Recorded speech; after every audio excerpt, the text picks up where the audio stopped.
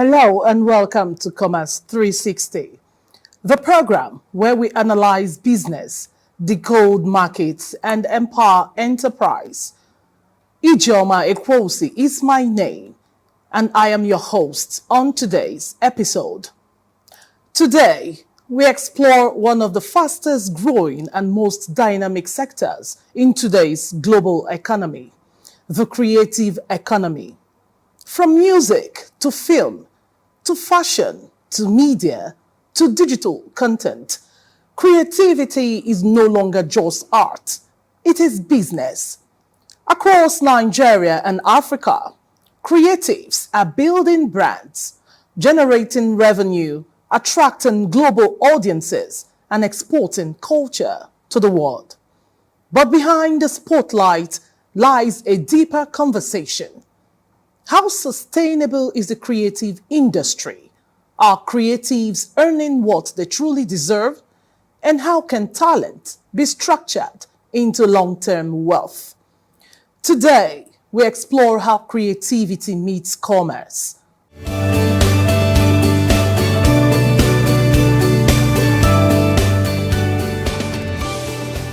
Zenith Bank, in your best interest. The creative economy is growing and rapidly.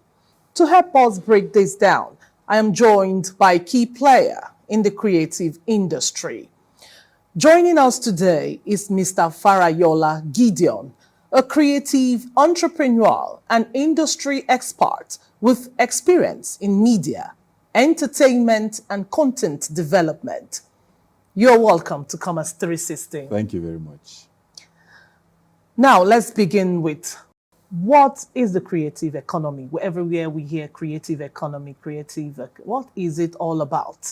Well, creative economy simply means you're creative, Okay. and then you turn your creativity into what gives you money.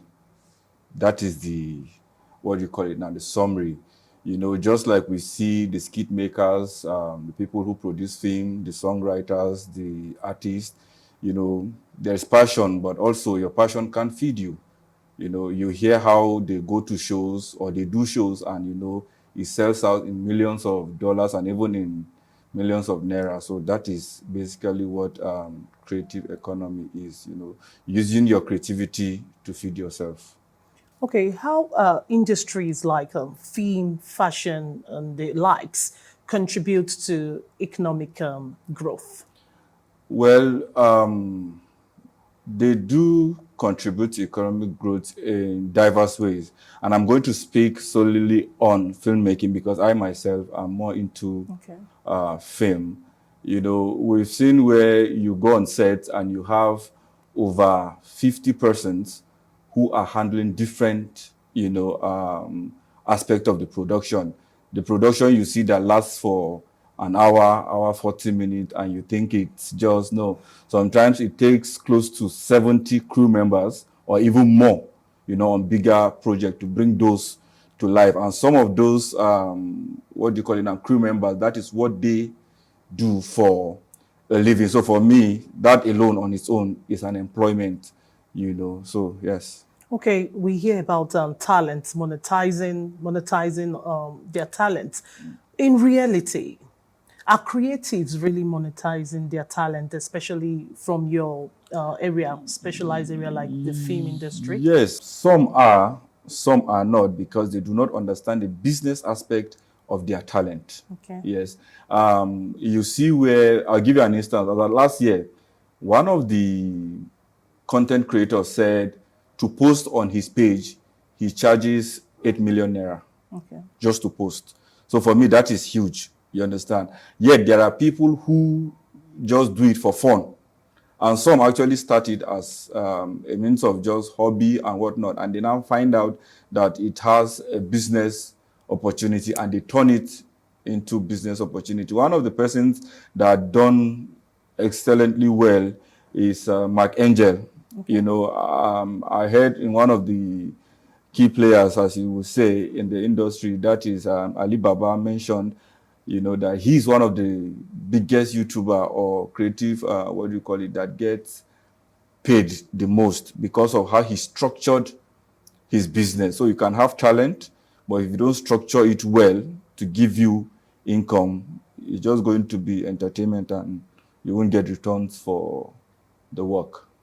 Okay, from what you said, Mark Angel become as the One of the highest paid. Yeah. But we still hear of challenges, what they go through. You ask yourself, despite the money, the lots of money they call. Okay, now what are the biggest challenges facing the creative industry? Okay, let me say this way. So there was a time a movie came out and they say it grossed up to 1 billion, this and that. You would think that money is going to the production company or the producer. No, it has gone to many different places. I'll give you an instance. I have a film that is coming to the cinema on 3rd of April. Okay. You know, we know how much we spent on set. I happen to be part of the team that put it together. You know, we know how much we spent on set. We know how much we've sunk into, what do you call it now, the distributorship you get. So it's not just about making the money. Where is the money going to? That's one. The second aspect is when I see people come out and complain, you know, some of them it is due to lack of management. I have a management team that is managing me as an actor. I'm just giving an instance now, you know, and a contract comes in for a film, you know, to be shot, and I'm supposed to be on that set. And all I ask for is, okay, how much are you going to pay me? They say 4 million naira, for instance. And then they pay me 4 million, and the production company goes ahead, does the production, and then I'm out of the picture. So whatever the production company makes at the end of the day, I've already been paid off. If, for instance, now the film goes to cinema, is making money, it goes to, what do you call it now, Netflix or any of those streaming platform, is making profit, you know, I don't, or the person doesn't get any money out of it. But when they bring contract to you, that is why I always advocate as a creative, either an actor, director, whichever way, always have a lawyer who reads through your contract. Okay. Always have big business mindset when you are collecting the contract, so that, for instance, if they bring a film to you now and you decide, okay, don't pay me 4 million, pay me 1 million naira, but on each money, on whatever you make, I get this percentage. If it goes to streaming platform, I get this percentage, and as long as it runs, I get, you know, and it depends on what you bring in as a creative as well. Yes, I'm coming to that, okay. Now, how that brings me to the question, how important is intellectual property protection in this space? It is extremely essentially important. And I'll say this because of something that happened recently with a film. What's the name of this popular film? Odogu, and I can't remember, you know, how the film was already doing well on YouTube, and all of a sudden some group came up and said the script belongs to them originally.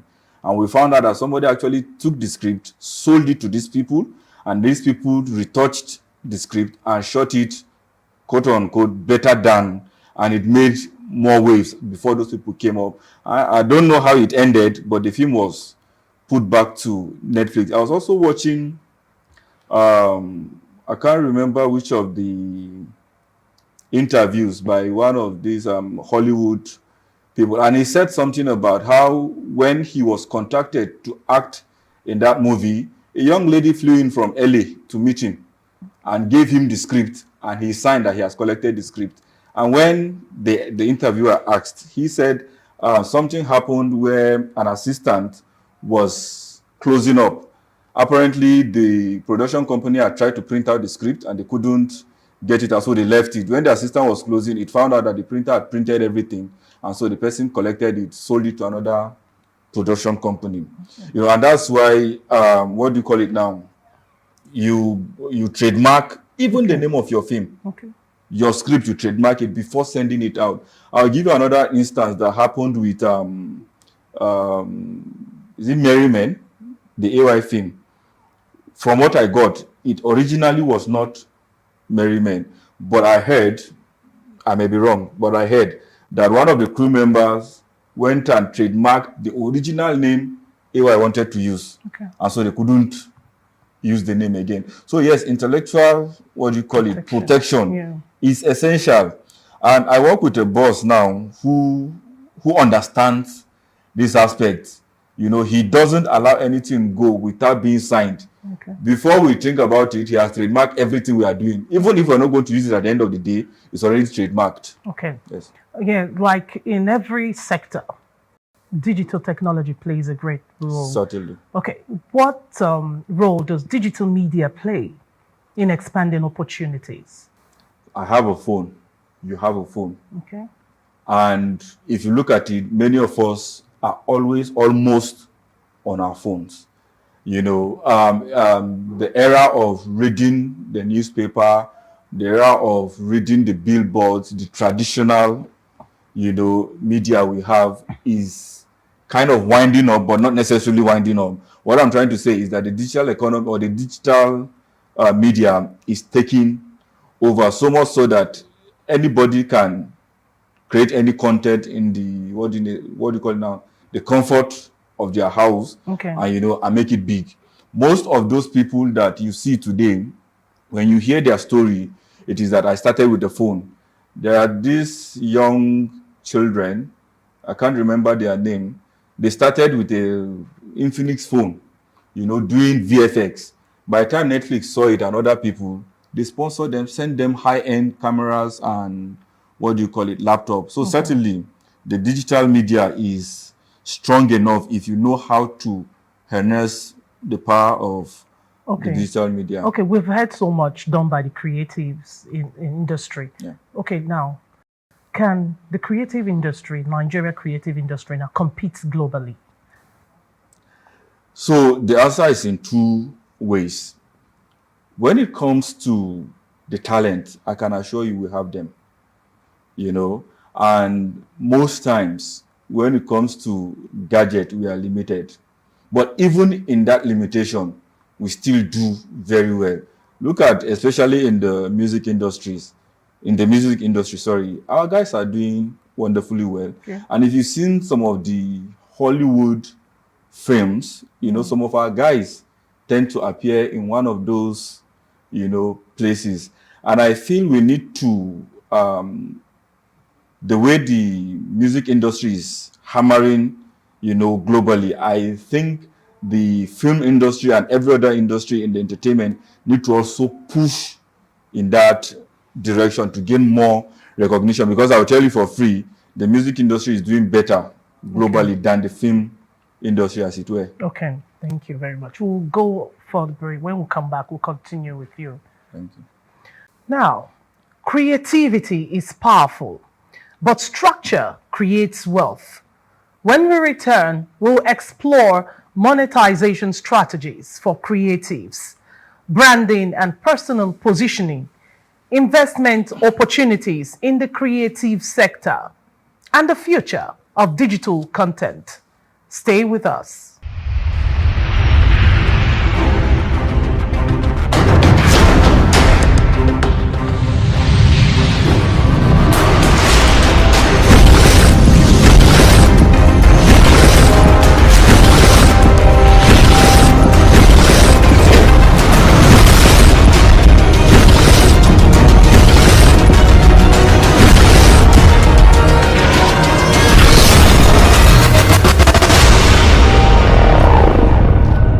This is CTV, the station that inspires hope.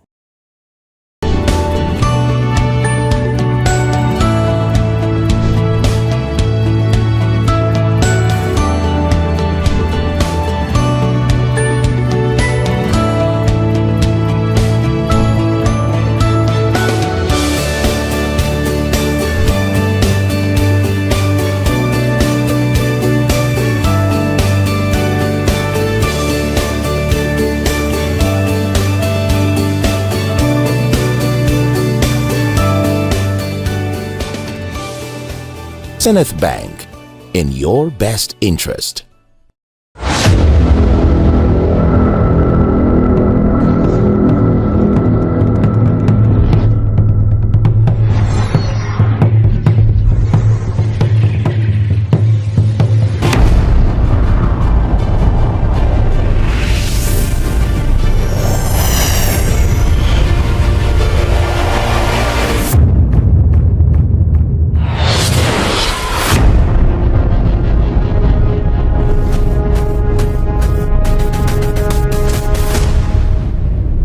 This is CTV, the station that inspires hope.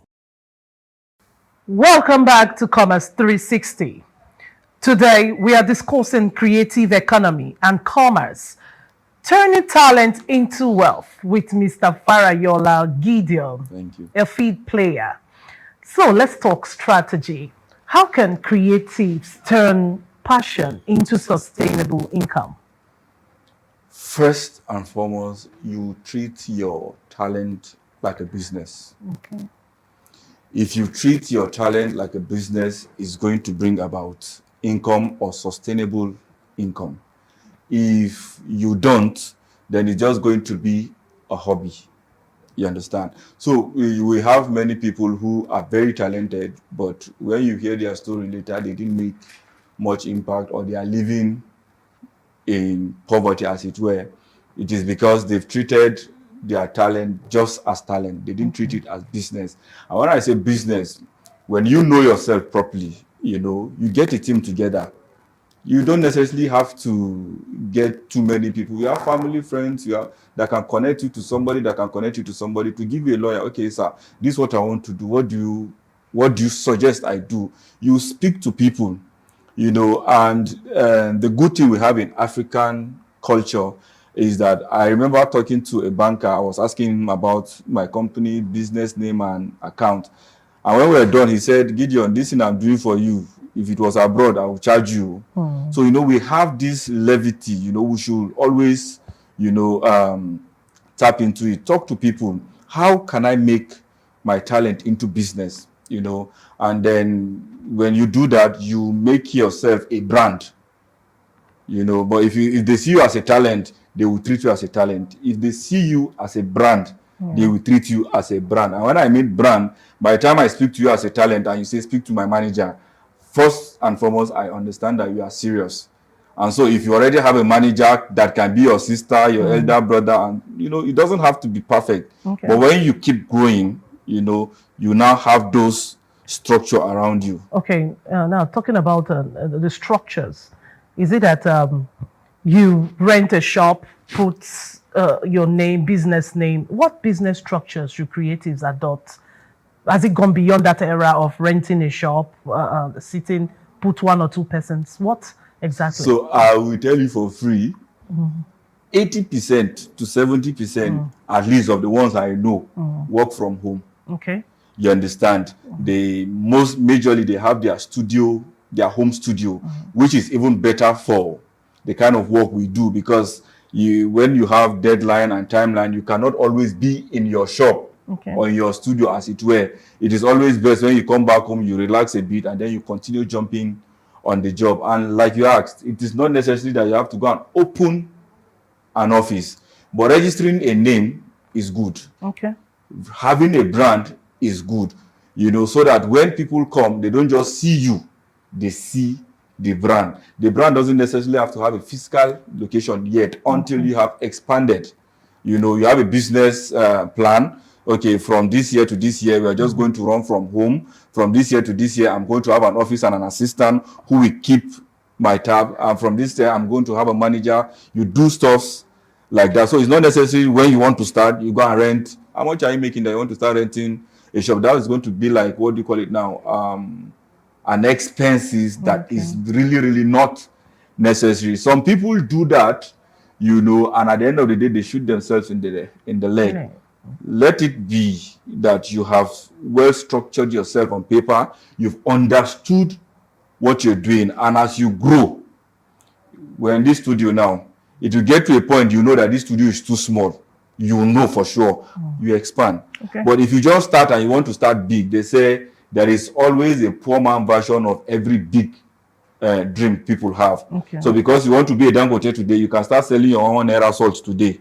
Before you know, you continue in that trajectory. Yeah. Okay, you talked about transforming your talent into a brand. Now, how important is branding in building a successful business career? So again, I'm going to reiterate what I said. If I come to you or you've come to me and I say, I'm Farayola Gideon, they say, okay. They see me as an individual person. But when you come to me and I say I'm Cinewaves Media, or I say I'm live streams, I say I'm this, I'm that, you know, they tend to say, okay, this one is a company on its own. Okay. So there's this natural, what do you call it, flow that is going to take. For instance, by the time I send you an invoice for payment, and you see Farayola Gideon on the name of the account, no problem. But by the time you see Senior Media or you see a company name as a name on the account, it gives them more assurance that if anything goes wrong, they can trace your company via the company name and whatnot. So it's really, really important that you appear as a brand, not just as your name. Okay. Now, talking about support to that sector, they have been it has been a far cry. Okay, we have that sector has not really enjoyed the public-private partnership. Now, how can government and public-private individuals or companies better support creative industry? So this, I'm going to say, is going to be like, sorry, it's going to be like shooting myself in the leg, because it's two ways. You understand? The government, as far as I remember, I think a year ago, I remember AICL doing something with the Nigerian Actor Guilds, you know, production and whatnot, giving them some hectares of land in Abuja here for a film village. For me, that's a huge support on its own. You know, when it comes to disbursement of money or the other support that people are looking for me, there is no structure on ground. So much so that when this money comes or when this support comes, it's going to get to the right places. So we have to have that structure before we ask the government to come in. We have the Nigerian Guild Actors and every other whatever, but in my own opinion, the structure is not well structured for those kind of investment to come in. Look at what happened with Netflix. You know, I feel it is because of the non-structural this thing that we have in Nigeria that made them pull out a bit of the support they were given. Okay. Yeah. Okay, thank you so very much. And before I let you go, now in the next decade, how big can the creative economy become? If we continue this way, it may not really be that big. But if we change some certain things, and when I say certain things, one of the things that is crippling the creative economy or the creative industry in Nigeria is the issue of clicking. Okay. I have a click. I have to work with this one. If I don't work with this person, you can't work with this person. You know, so those kind of things are actually limiting. And that's why some people just, we don't bother ourselves. Let them do. Then we have fantastic. You've not seen the best actors yet. I can tell you for free. You know, some of them will tell you, I beg, I no fit. There's too many things asked of me to do, you know. So that is just, but if we continue on this trajectory, we are not really, we need to change. Okay, that's a case of saying the beautiful ones are not yet born in the industry. Okay, before I let you go, a last line, just a last line, word. Well, for me, like I said now, is that the creative industry need to do better, you know, especially the film industry. Let them look at what the music industry is doing. Okay. Let them look at what, especially those comedians. For me, in my opinion, again, the comedians are more united when it comes to doing things than we in the film industry, and you know, and the music guys too are doing fantastically well for me. You know, so the film industry, they need to really push, you know, ahead. They really need to break some barriers and let some things slide and restructure properly. Thank you, Mr. Farayola. Thank you, Gideon, our guest for today's episode. Thank you. Here's what today's conversation makes clear. Creativity is not just expression, it is economic power. When properly structured, ideas become products. Talent becomes brands. Content becomes currency. The creative economy is not the future. It is already here. As we conclude today's episode, remember this. Your talent is valuable. Your creativity is marketable. Your ideas are powerful. But to build wealth, creativity must meet structure, strategy, and discipline. Thank you for joining us on Commerce 360, Mr. Farah Yola Thank you very much. Gideon. And to you, our esteemed viewers, thank you for watching. I am your host, Ijeoma Ekwobusi. Good day and keep building.